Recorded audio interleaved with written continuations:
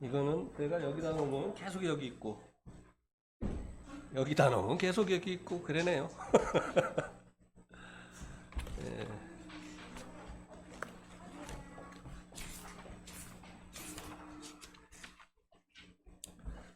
베드로전서 오늘 본문 말씀 베드로전서 3장 18절에서 21절입니다.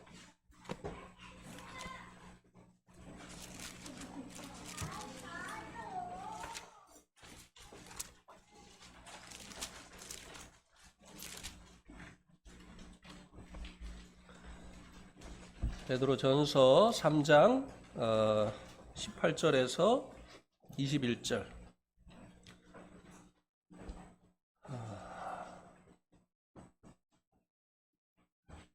18절은 형제님들, 19절은 자매님들. 교독하시겠습니다. 시작. 그리스도께서도 단번에 죄를 위하여 죽으사 의인으로서 불의한 자를 대신하셨으니 이는 우리를 하나님 앞으로 인도하려 하심이라. 육체로는 죽임을 당하시고 영으로는 살리심을 받으셨으니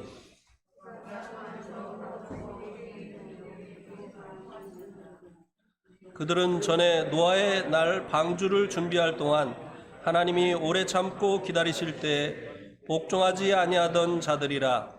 방주에서 물로 말미암아 구원을 얻은 자가 몇 명뿐이니 겨우 8명이라.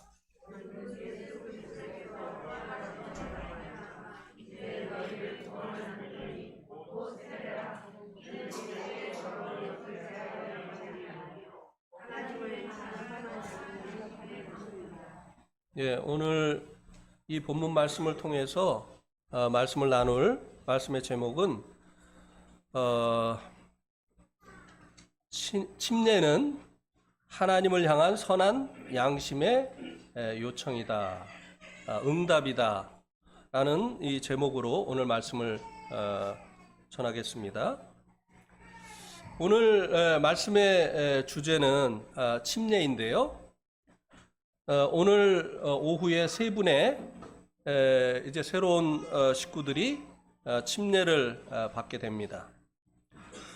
그래서 침례받는 분들을 위해서 이 말씀을 준비를 했습니다. 뿐만 아니라 성도님들도 이 말씀을 통해서 침례의 의미를 되새겨보고 또 내가 침례받을 때 침례를 받으면서 주님 앞에 가졌던 그 초심을 되찾게 되기를 원하는 마음으로 이 말씀을 전하게 됩니다. 이 침례는 헬라어에 밥티즈마라고 되어 있는데요. 이 밥티즈마는 밥티조라고 하는 이 동사에서 유래가 됐습니다. 이 밥티즈마라고 하는 이 단어의 뜻은 물에 잠기다라는 그런 뜻을 가지고 있습니다. 그래서 실제적으로 예수님께서 침례를 받으실 때도 물에 잠기셔서 침례를 받으신 것을 우리가 성경에서 발견을 할 수 있게 됩니다. 우리 한번 마태복음 3장 16절을 한번 보시겠습니다. 마태복음 3장 16절.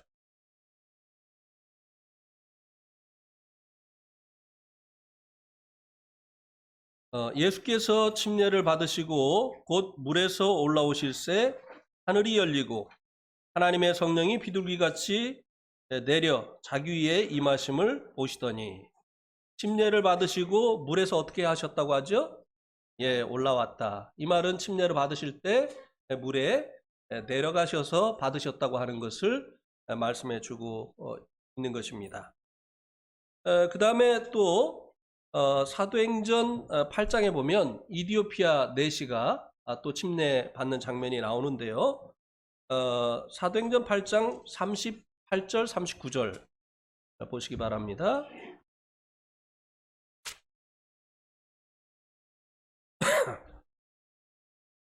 사도행전 8장 38절, 39절.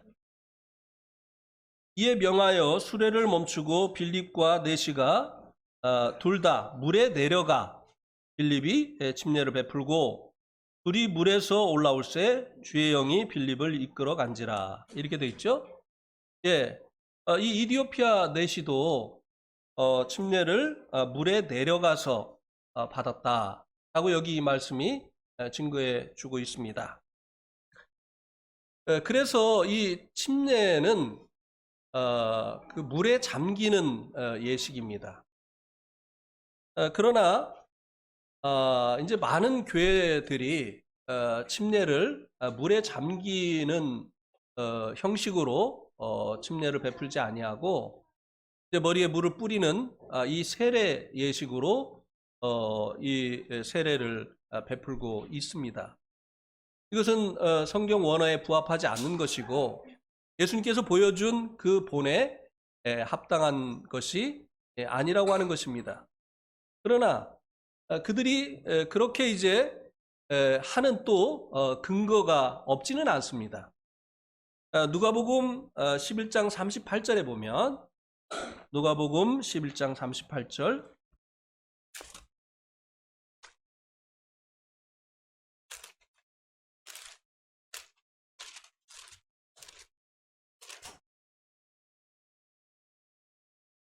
누가복음 11장 38절에 보면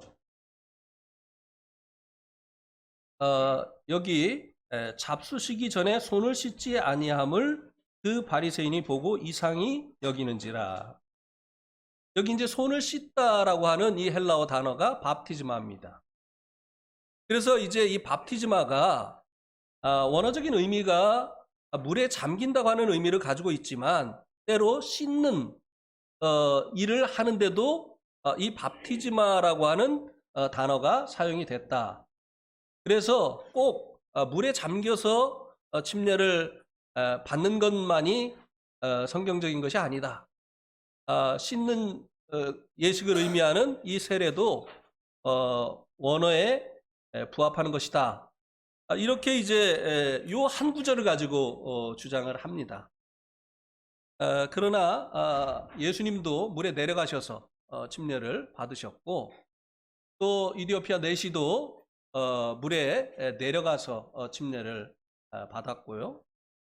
그리고 또 요한이 이제 그 에논에서 요단 그 에논에서 침례를 주었던 것도 거기에 물이 많기 때문에 거기서 침례를 베풀었다고 말씀해 주고 있습니다.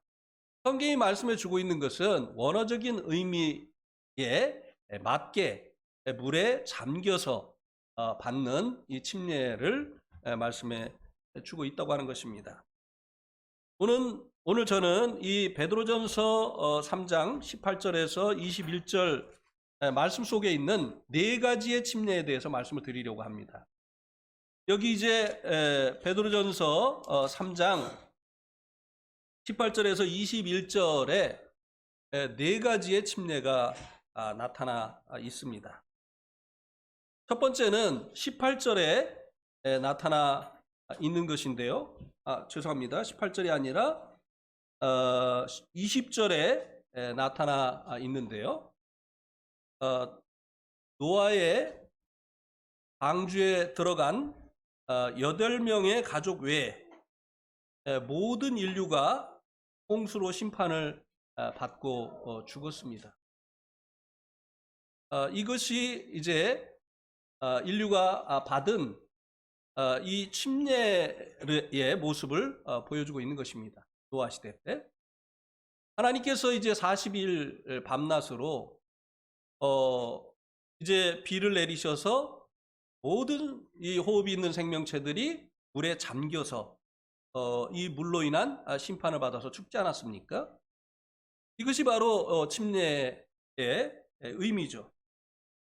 그래서 이 노아 시대 때 이 노아의 가족 8명 외에는 하나님의 이 심판에 모두가 잠기어서 죽음을 받았다고 하는 것입니다. 이 밥티즈마가 물에 잠그다라는 뜻을 가지고 있는 것처럼 인류는 이 하나님의 심판의 물에 잠기어서 죽임을 당했습니다. 그래서 이 노아 홍수 때 사람들이 물에 잠기어서 죽은 이 일은 이제 침례의 원형을 우리들에게 보여주고 있는 것입니다. 두 번째는 이제 이 본문 속에 있는 이 두 번째 침례는 21절에 나와 있는데요. 물은 예수 그리스도께서 부활하심으로 말미암아 이제 너희를 구원하는 표니 곧 침례라. 예수님이 받으신 침례입니다. 예수님은 두 종류의 침례를 받으셨습니다. 우리가 아까 마태복음 3장 16절에서 본 것처럼 요단강에서 요한에게 침례를 받으셨죠. 물에 내려가서 물에 잠기는 이 침례를 받으셨습니다. 요한이 베풀었던 이 침례는 회개의 침례였습니다. 예수님께서 요한에게 이 침례를 받으러 오셨을 때 요한이 거절을 하려고 했죠. 내가 오히려 당신에게 침례를 받아야 될 터인데 어떻게 당신이 저에게 침례를 받으러 오십니까? 하면서 예수님이 침례 받는 것을 거절을 하려고 했습니다. 그런데 이렇게 해서 모든 의를 이루는 것이 합당하다. 예수님이 이렇게 말씀하신 것을 듣고 이 침례 요한이 예수님을 침례를 베풀어서 예수님께서 이 요단강에서 침례를 받으셨습니다. 예수님이 죄인들이 회개하는 것처럼 당신의 죄가 있기 때문에 그 죄를 회개하기 위해서 이 회개의 침례를 받으시려고 하는 것이 아니라고 말씀하셨어요. 모든 의를 이루기 위해서, 하나님의 의를 이루기 위해서 죄인들이 예수님을 통해서 의롭다함을 얻게 하기 위해서 하나님의 그 죄에 대한 심판의 진노 속으로 예수님께서 들어가시겠다고 하는 것에 대한 상징으로 이 침례를 받으셨던 것입니다. 예수님은 당신의 죄가 있기 때문에 죄인들이 그 죄를 회개하기 위해서 받은 그 침례를 받으신 것이 아닙니다. 하나님의 의를 이루기 위해서 죄인들인 우리들이 대속하신 이 주님으로 인해서 의롭다함을 얻게 하기 위해서 이 모든 의를 이루기 위해서 예수님께서는 이 침례를 받으셨던 것입니다. 그리고 이제 주님께서 공생애를 시작하셨죠. 그런데 예수님께서 또 당신이 받으실 침례가 있으시다고 고백을 하신 것을 우리가 볼 수 있는데요. 누가복음 12장 50절에 나와 있습니다. 누가복음 12장 50절.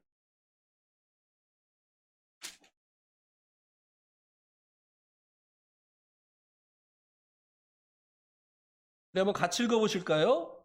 누가복음 12장 50절 시작.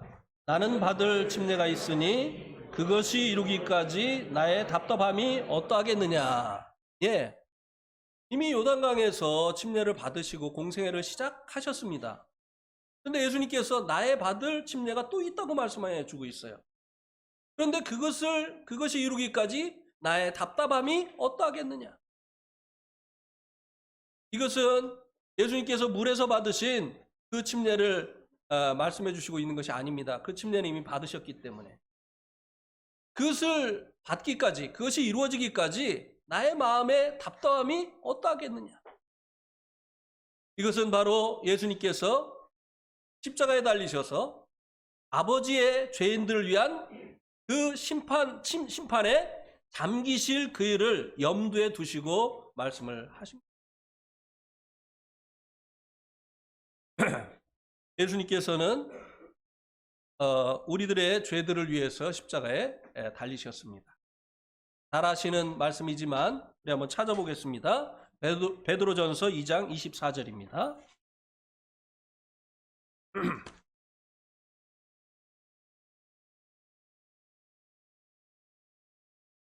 베드로전서 2장 24절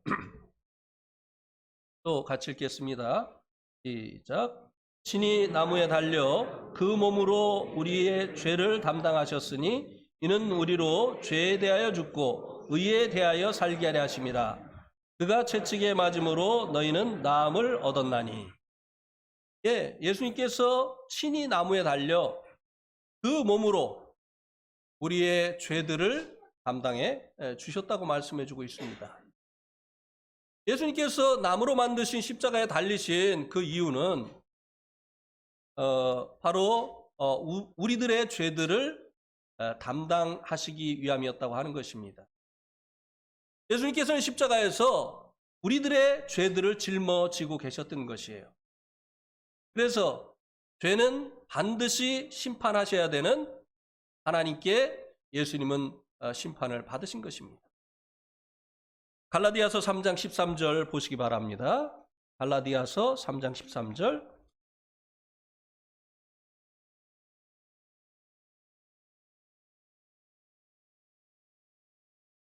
갈라디아서 3장 13절에 보면 그리스도께서 우리를 위하여 저주를 받은 바 되사 율법의 저주에서 우리를 속량하셨으니 기록된 바 나무에 달린 자마다 저주 아래 있는 자라 하였습니다. 예수님께서 십자가에서 우리의 죄를 짊어지셨기 때문에 이 죄들을 저주하셔야만 되는, 심판하셔야 되는 하나님의 그 저주를 예수님께서 받으셨다고 여기 말씀해 주고 있습니다. 예. 노아 시대 때는 사람들이요 자기 죄 때문에 하나님의 물심판을 받아서 물에 잠겨 죽었습니다. 이와 같이 예수님께서는 우리들의 죄들 때문에 하나님의 그 진노의 심판을 받으시고 그 진노의 심판 속에 잠기셨다고 하는 것입니다. 그래서 예수님은 우리들 때문에 받아야 되는 이 십자가에서 받으실 하나님으로부터 오는 이 심판을 앞에 두시고 내가 받을 침례가 있다. 이것이 이루기까지 나의 마음이 얼마나 답답하겠느냐라고 말씀을 하셨던 것입니다. 노아 시대 때 사람들은 자기 죄 때문에 하나님께 물로 심판을 받고 물에 잠겼습니다. 그러나 우리 예수님께서는 동일하게 이제 죄 때문에 하나님의 심판을 받고 하나님의 심판에 잠기셨지만 그분은 우리들의 죄들을 대신해서 하나님의 그 죄들에 대한 심판을 받으신 것이라고 하는 것입니다. 그런데 왜 이 베드로전서 3장 21절에서 부활하심으로 말미암아 구원하는 표다.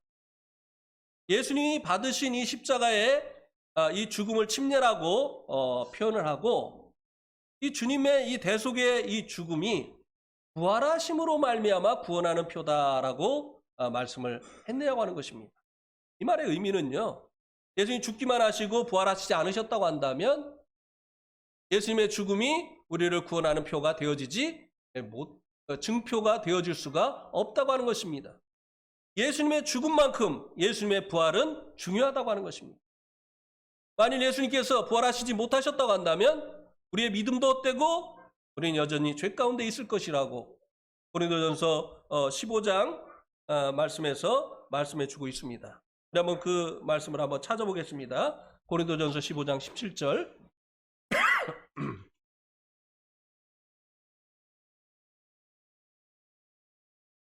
고린도전서 15장 17절.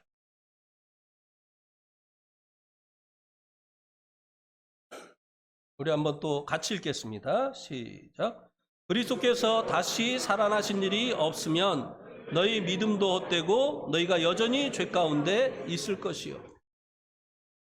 예수님이 만약에 부활하시지 않으셨다고 한다면 우리가 예수님을 우리의 구원자로 믿는 것도 예수님을 하나님의 아드님으로 믿는 것도 헛되게 된다고 하는 것입니다. 그리고 우리는 여전히 죄 가운데 있게 되어질 것이라고 하는 것입니다. 왜일까요? 예수님의 부활은 그분이 참으로 하나님의 아들이시라고 하는 증거였습니다. 사람은 죽음을 이길 수가 없죠. 생명의 근원 되시는 하나님만이 죽음을 이기실 수 있는 것이 아니겠습니까? 예수님 죽음을 이기시고 부활하시어서 그분이 말씀하신 대로 그분은 하나님의 아들이시라고 하는 것을 입증하신 거예요. 그런데 예수님께서 하나님의 아들이시라고 했을 때 유대인들이 어떤 반응을 보였습니까? 참남하다고 했어요. 이것은 신성모독죄다라고 했습니다. 어떻게 사람이 우리 위대하신 하나님의 아들이라고 하느냐? 이것은 하나님을 모독하는 것이다. 이것은 사형에 해당하는 죄다라고 이렇게 이야기를 했습니다. 이것도 한번 찾아보죠. 마가복음 14장 64절입니다. 마가복음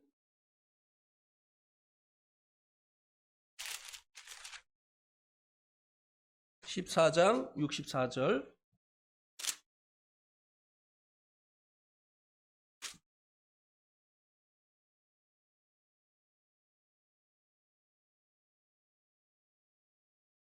그 신성 모독하는 말을 너희가 들었도다. 너희는 어떻게 생각하느냐 하니 그들이 다 예수를 사형에 해당한 자로 정죄하고. 예수님께서 당신이 하늘로부터 온 하나님의 아들이시라고 말씀을 하시자마자 이들이 이런 반응을 보인 겁니다. 이건 신성모독이다. 이것은 사형에 해당하는 죄다. 이렇게 유대인들의 지도자인 대제사장들이 예수님에 대해서 이렇게 이야기를 했죠. 그래서 예수님이 이제 십자가에 달리신 겁니다. 그런데 그 당시에 이제 이 사형을 시킬 수 있는 이 권한이 유대인들에게 없었어요. 왜냐하면 로마의 지배를 받고 있었기 때문에. 그래서 이 빌라도에게, 로마 총독인 이 빌라도에게 예수님을 넘겨주면서 제목을 바꿨습니다. 왜냐하면 로마의 법에는 신성모독죄가 사형이 아니거든요. 그래서 신성을 모독한 이 예수님을 죽이려고요. 제목을 어떻게 바꿨느냐? 그가 자신을 유대인의 왕이라고 했다. 그래서 이제 빌라도가 예수님을 반역죄로 십자가에 처형을 했습니다. 그래서 그 죄패에 유대인의 왕이라고 쓰였던 것입니다. 한번 그것도 찾아보죠. 마태복음 27장 37절입니다. 마태복음 27장 37절.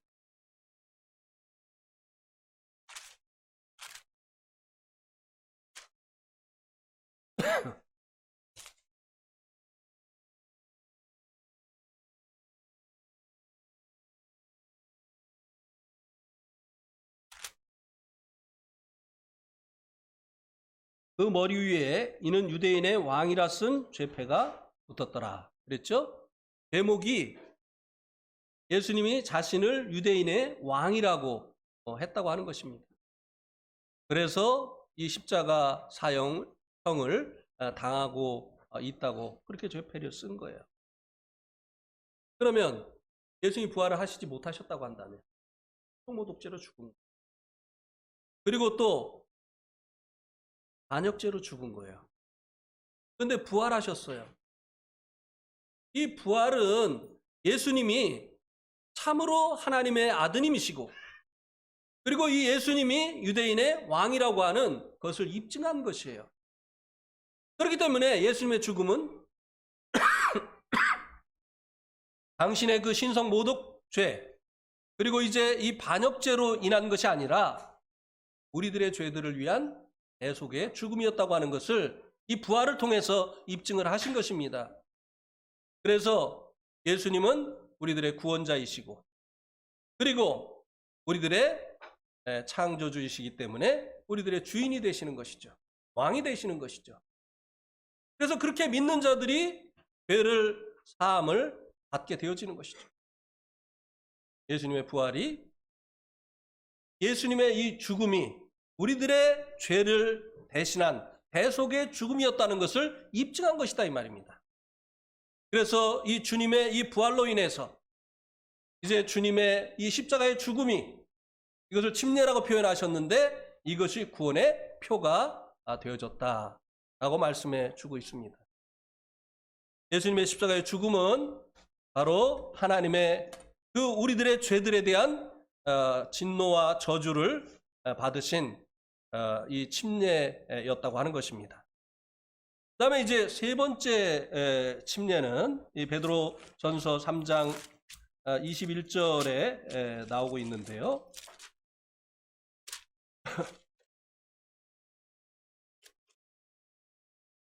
3장 21절에 보면 그 다음에 이는 침례라 이는 육체의 더러운 것을 제하여 버림이 아니요. 왜 베드로가 이 침례를 언급을 하면서 이는 육체의 더러운 것을 제하여 버림이 아니오라고 하는 것을 기록을 했을까요? 하나님이 왜 기록을 하게 하셨을까요? 왜 그럴까요? 예, 그 당시에 이 침례를 정결 예식으로 죄를 씻는 예식으로 여기던 사람들이 있었던 것입니다. 이 침례를 통해서 자기 죄가 씻음 받는다고 생각을 하고 이 침례를 받는 사람들이 있었던 것이에요. 그래서 이것은 육체의 더러운 것을 제하여 버리는 예식이 아니다라고 이렇게 말씀을 해주고 있었던 것입니다. 그 당시에 이런 침례가 행해지고 있었던 것이에요. 우리 한번 성경에서 찾아보도록 하겠습니다. 요한복음 3장 25절입니다.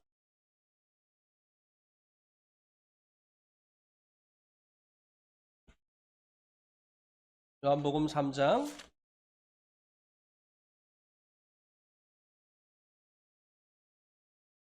25절에 보면 이에 요한의 제자 중에서 한 유대인과 더불어 무엇에 대해서 변론이 있었다고요? 예, 정결 예식. 유대인들도 이 침례를 행합니다. 이것의 유래는 제사장들이 하나님을 섬기러 그 성전에 들어가기 전에 그 앞에 있는 물두멍 앞에서 자기를 비춰보고 자기를 깨끗게 한 후에 그 다음에 이제 들어가서 섬겼잖아요. 그래서 이들이 이제 하나님을 섬길 때 먼저 목욕 재개를 하고 정결케 하고 그리고 하나님을 섬기는 이런 규례들이 유대인들에게 있었던 것이에요. 저희가 이제 이스라엘에 갔을 때 쿰란 그 동굴이 있는 성경 많은 사본들이 발견되어진 이 쿰란 동굴이 있는 그곳에 갔었습니다. 여러 가지 이제 큰 소득이 있었지만 이스라엘을 방문하면서 저는 그 쿰란 그 동굴이 있는 거기가 쿰란 공동체라고 하는 이제 이 침례 요한이 어린 시절을 보냈었던 에센파라고 하는 은둔한 그 파가 예수님 당시에 한 파가 거기서 이제 공동 생활을 한 곳이라고 하는 것을 알게 됐어요. 그런데 그 쿰란 그 공동체가 있는 곳에 뭐가 있었느냐면요, 이 시스턴이라고 하는 목욕탕이 있었어요. 오늘날 그 침례탕과 같은 계단으로 이렇게 내려가 가지고 거기에다 물을 보관하는 그런 곳이 있었어요. 그 안내하는 분이 이것에 대해서 이제 설명을 해주는데 그들이 이제 주로 하는 일이 이제 성경을 필사하는 것이었다. 그런데 이 성경을 필사하기 전에 이 시스턴에 들어와 가지고 목욕 재개를 하고 그다음에 성경을 필사를 했다.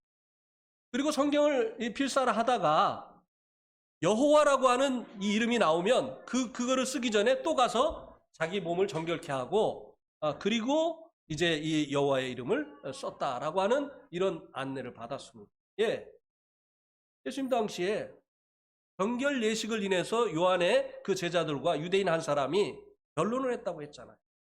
그들도 자기들 나름대로 이제 이 물에 자신들을 잠그면서 정결케 하는 이런 예식을 행하고 있었단 말입니다. 그런데 요한이 와가지고 또 침례를 받으라고 한단 말이죠. 그러니까 니네들 거만 정결 예식이냐? 우리도 정결 예식을 하는데 왜 너네들은 또 침례를 받으라고 하느냐? 이런 변론이 있었던 것입니다. 그래서 이 침례를 육체의 더러운 것을 제하는 것으로 생각하는 사람들이 있었기 때문에 하나님께서 베드로를 통해서 이 예식은 육체의 더러운 것을 제하는 것이 아니다라고 말씀을 해 주셨던 것입니다. 그러나 오늘날까지도요, 이 침례 구원을 말하는 이들이 적지 않습니다. 특별히 이 서남아시아에 있는 이 교회들은 이 침례 구원을 가르치고 있어요. 제가 네팔에 있을 때인데요.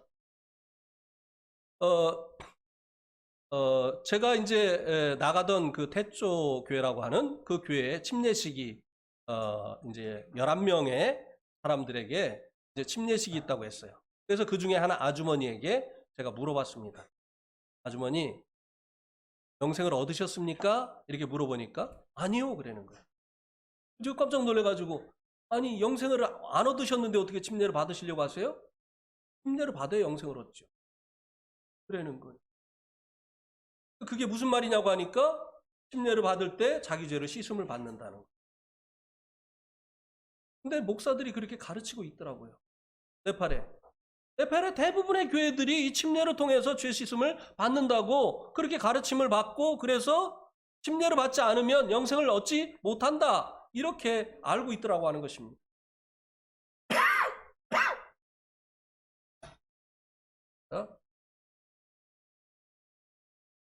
그래서 한 목사와 이제 이 문제에 대해서 이제 변론을 하게 됐어요.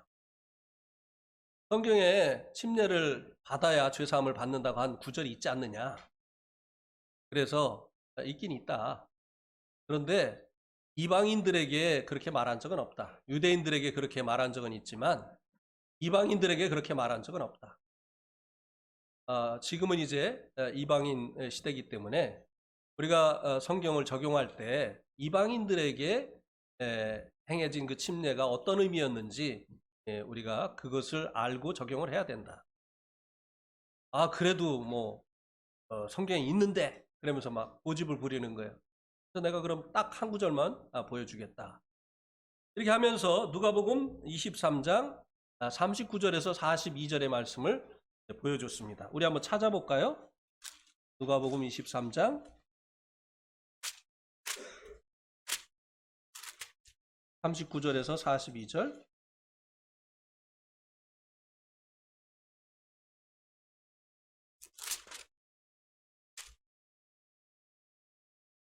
달린 행악자 중 하나는 비방하여 이르되 내가 그리스도가 아니냐, 너와 우리를 구원하라 하되, 하나는 그 사람을 꾸짖어 이르되 내가 동일한 정죄를 받고서도 하나님을 두려워하지 아니하느냐.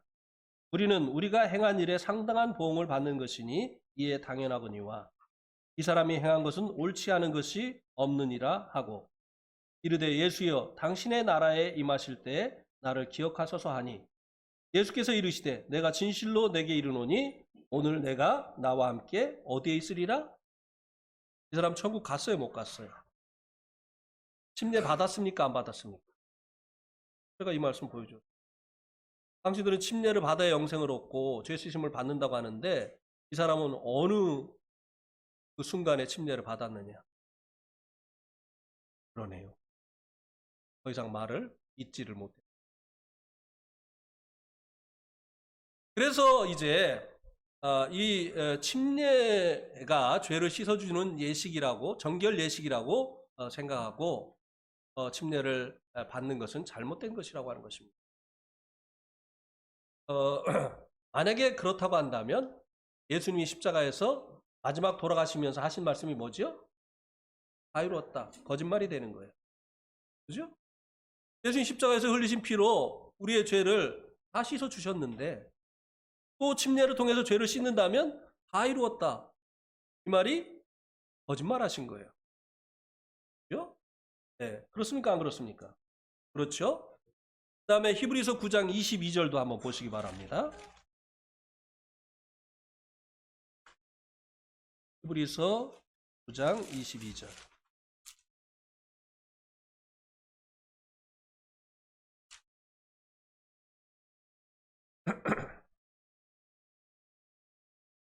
율법을 따라 거의 모든 물건이 무엇으로 정결케 된다고요?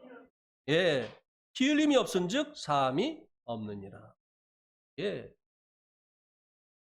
피 외에는 죄로 부정해진 것을 정결케 할 수 있는 방법이 없다고 하나님의 말씀이 증거해주고 있습니다. 예수님께서 흘리신 그 피 때문에 우리의 죄가 용서를 받는다고 말씀해주고 있습니다. 그래서 이 침례를 정결 예식으로 알고 받는 것은 잘못된 라고 하는 것입니다. 그러나 오늘날도 많은 사람들이 이 침례를 죄를 정결케 하는 예식으로 알고 행하고 있다고 하는 것입니다. 오늘 침례를 받으시는 세 분 중에 한 분이라도 나 오늘 침례를 통해서 구원받겠다, 나 침례를 통해서 죄사함 받겠다 하는 생각이 있으시다면 침례를 받지 마셔야 됩니다. 아시겠죠? 네 번째 침례를 또 이제 말씀해 주고 있는데요. 베드로전서 3장 21절에서요. 그것은 뭔가 하면요. 육체의 더러운 것을 제하여버림이 아니요. 그러면 뭐냐? 이 침례가 하나님을 향한 선한 양심의 간군이라. 킹제임스 성경에는 뭐라고 했어요? 응답이다. 하나님을 향한 선한 양심의 뭐라고요? 응답이다. 이게 이제 정상적인 침례예요. 우리가 왜 침례를 받느냐?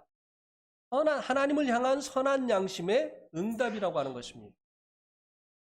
자, 이 선한 양심이요. 이것은 우리가 아담으로부터 물려받은 이 본성 속에는 없는 겁니다. 우리 안에는요, 선한 것이 없어요. 악한 것들 뿐입니다. 그래서 선한 것이 없기 때문에 선을 행하려고 해도 선을 행하지 못하는 거예요. 이제 하나님 말씀을 듣고 하나님 말씀대로 살려고 하는데 그 반대로 행하게 되는 거예요. 내가 나를 이해할 수가 없다고 했어요, 사도 바울이. 왜냐하면 내가 왜 선을 행하기로 원하는데 자꾸 악을 행하는지 모르겠다. 근데 그 이유가 뭐라고요? 이제는 이것을 행하는 자가 내가 아니요 내 속에 거하는 죄다. 우리의 이 본성 속에는요 죄가 가득합니다. 그래서 우리 안에는요 선한 양심이 없어요. 자, 한번 보시겠습니까? 로마서 7장 18절 한번 보세요. 로마서 7장 18절. 이것만 깨달아도요 정말 엄청난 것을 깨닫는 거예요. 우리 안에 선한 것이 없다. 이것만 깨달아도 신앙생활 똑바로 할 수 있게 되어지는 겁니다. 로마서 7장 18절.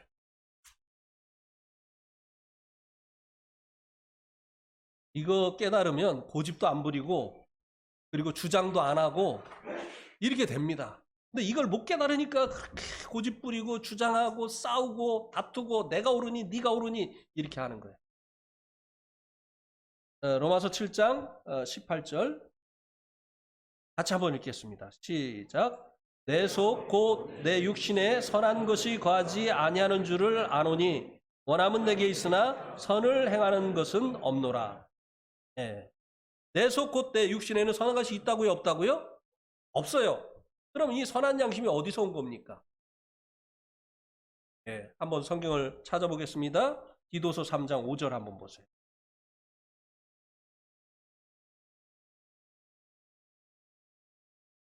디도서 3장 5절.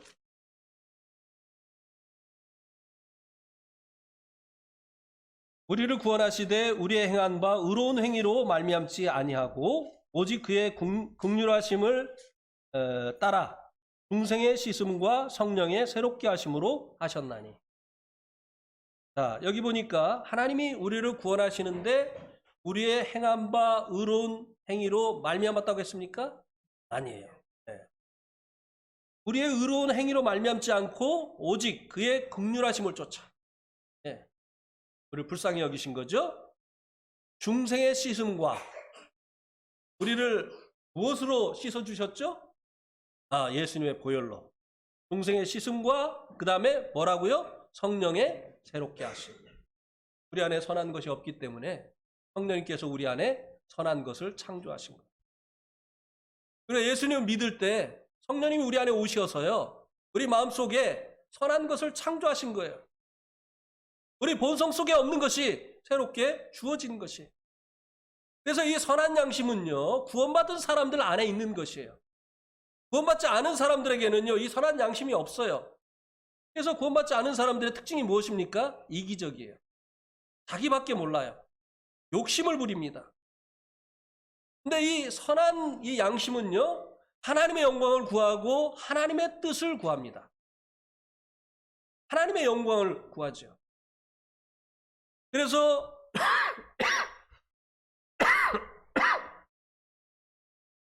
이 선한 이 양심이 하나님을 향한 선한 양심의 응답이다 라고 하는 이 말의 의미가 뭐냐면요, 이 침례는 이 침례가 무엇인가 하면요, 그리스도의 몸인 이 교회에 가입되는 것입니다. 그리스도의 몸인 이 교회에 가입되는 예식이에요. 한번 성경을 찾아보겠습니다. 고린도전서 12장 13절. 고린도전서 12장 13절.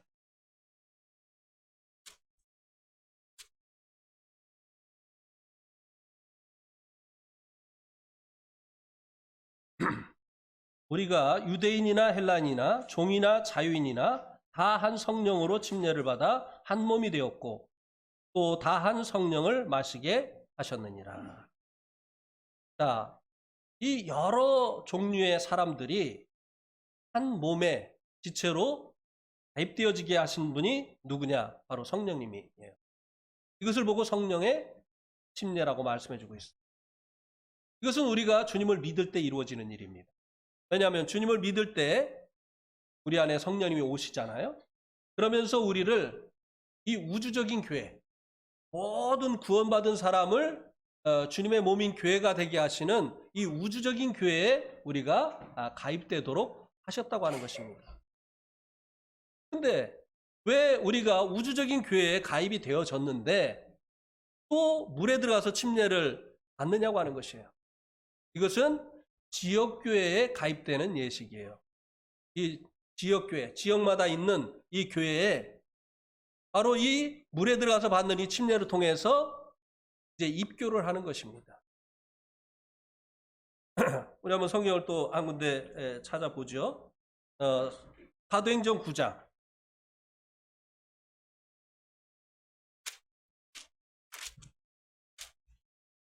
사도행전 9장 18절 19절입니다. 즉시 사울의 눈에서 비늘 같은 것이 벗겨져 다시 보게 된지라. 일어나 침례를 받고 음식을 먹으며 강건하여 지니라. 사울이 다메섹에 있는 제자들과 함께 며칠 있을세. 자, 이 사울이 다메섹에 무슨 목적으로 갔었죠? 예수 믿는 사람들 잡아 족치려고. 그죠? 예. 그런데 가다가 그 가는 길에 예수님 만났어요. 그러면서 이 사도 바울이 변화를 받았습니다.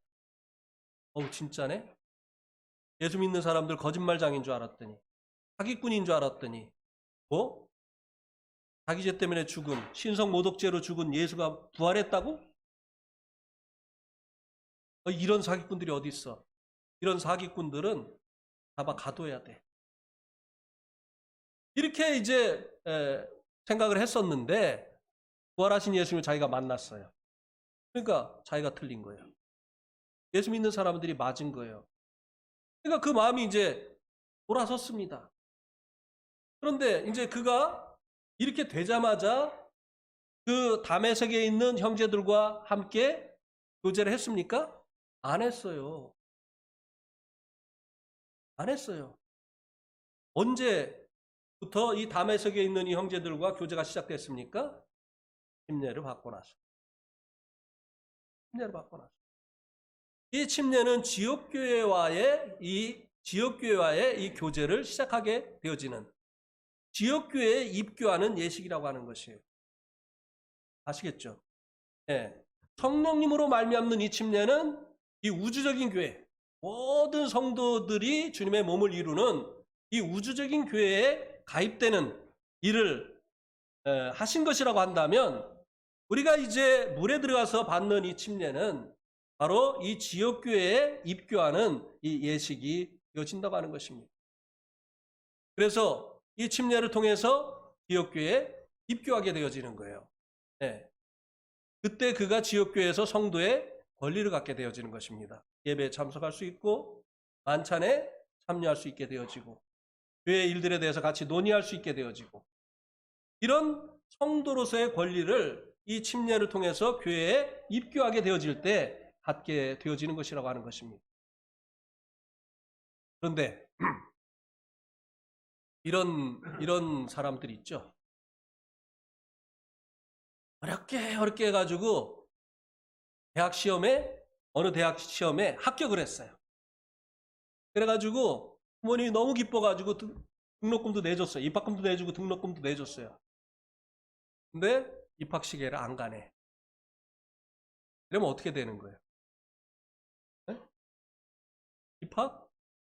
취소되는 거예요. 다른 사람 거기 입학시키는 거예요. 네.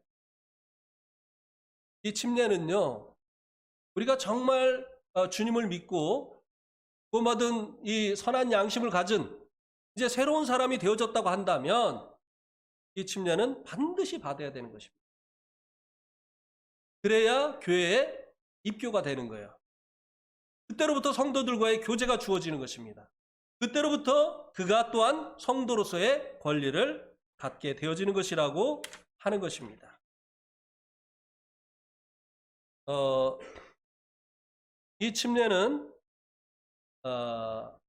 이제 성경에 나타난 이 침례 순서는요, 제가 오늘도 좀 말씀을 짧게 하려고 합니다. 자매님들도 상의하셔야 될.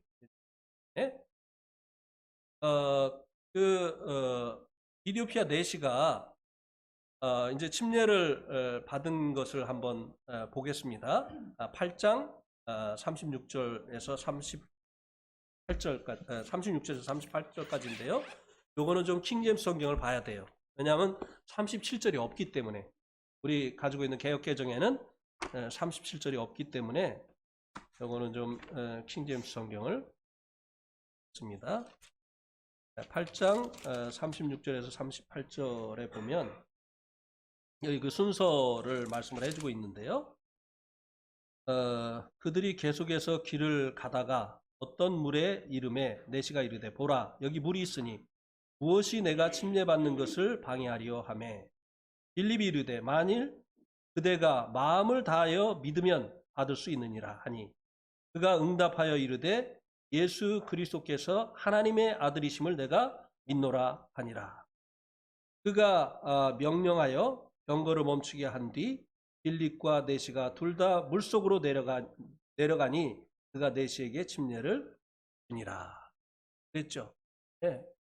이 내시가 이사야서 53장 말씀을 읽고 있었는데 무슨 말인지 알 수가 없었어요.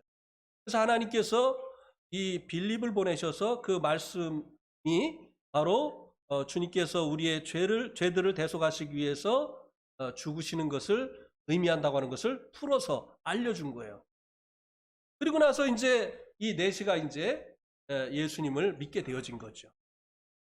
그리고 나서 이제 내가 침례 받으면 어떻게 했느냐? 그러니까 너 예수님 믿었느냐?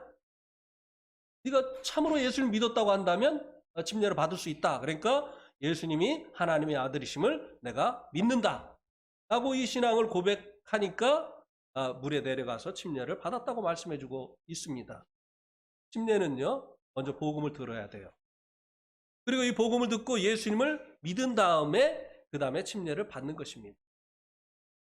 그리고 그 전에 이제 믿을 때 성령 침례를 받고 그 다음에 이제 수침례를 받게 되어지는 것이죠. 이것은 이제 고넬료 가정에서 있었던 구원의 역사의 그 순서를 보면 우리가 알 수 있죠. 그것은 한번 집에 가서 찾아보시기 바랍니다. 적어두셨다가 사도행전 10장 44절에서 48절 말씀에 있습니다. 마지막으로 이 침례의 의미를 말씀을 드리면요. 물에 잠기는 것은요. 죄들에 대한 심판을 받고 돌아가신 주님의 죽음에 동참하는 것입니다. 그래서 이 침례는 나는 이제 죄에 대해서 죽은 자입니다 라는 선포입니다. 죄가 무엇이죠? 죄가 무엇이죠? 죄가 무엇이죠? 네, 자기 마음대로 사는 것. 이 침례를 받을 때 우리가 무엇을 하나님 앞에 고백을 하는 것이냐면요. 저는 이제 제 마음대로 살지 않겠습니다. 내 인생이 그동안 제 것인 줄 알고 제 마음대로 살았는데 이제는 하나님의 뜻대로 살겠습니다. 라는 고백이 바로 이 침례예요. 아시겠죠? 이제 이후에는요. 하나님께 물어야 돼요. 어떻게 하면 나에게 이익이 될까?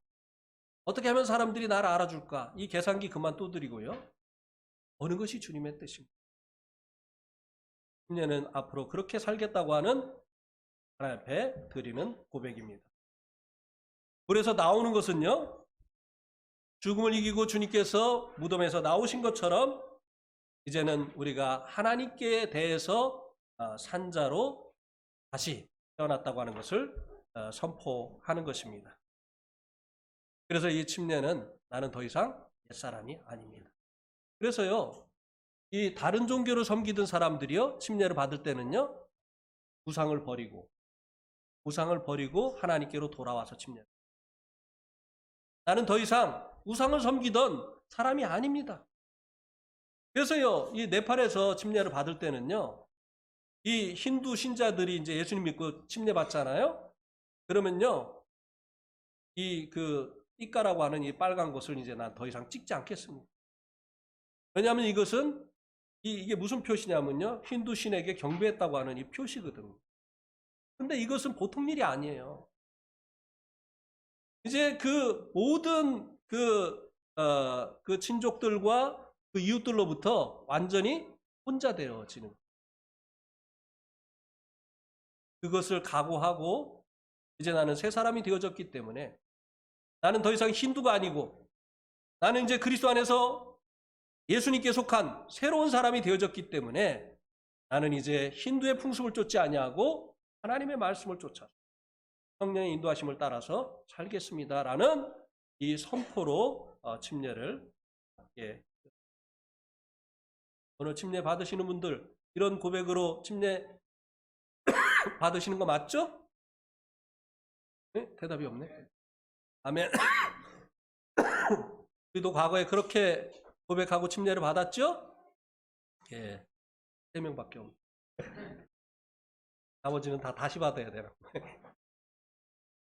예, 오늘 말씀 여기까지 했습니다.